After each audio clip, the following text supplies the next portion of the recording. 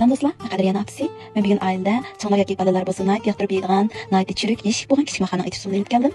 Yoqtirishingizni umid qilaman. Albatta pak sport qachiga ikki tuxumni chaqib olamiz.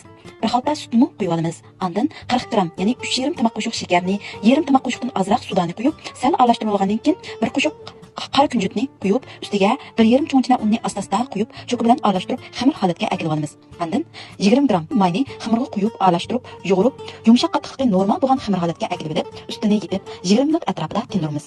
Ondan xamirni ambaliga ilib, yo'g'irib, uzun holatga keltirib, ushsaq kesib, uzunchoq holatdagi jezi tayyorlaymiz.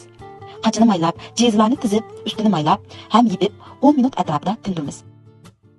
Ondan jezini inchga uzun holatga keltirib, bir uchini muqim tutib, yana bir uchini bir yo'nalishda to'lg'ab, ko'tirsaklar o'zigidan giralashadi. Ondan yana ambalga qo'yib, o'xshash usulda to'lg'ab, yana bir giralashtirib, yeshilib ketmaslik uchun bir uchini yana bir uchining ichiga kirgizib qo'yamiz. Hammani tayyor qilgandan keyin mayni bir qizib o'tmay, mahallarni mayga silib, bo'sh o'tda pishiramiz. Pishirish jarayonida cho'q bilan to'xtamay o'rib turamiz. Mahar tashchi qizarganda suzib ilib, mayni sar-sar qilib, sovitib iste'mol qilsak bo'ldi. Bu xil mahar mayliq emas, kanalga tegmaydi. Nihoyatda chiruk. Bo'libmi, bolalarga ushaq yemak qatorda pishirib bersangiz bo'ldi.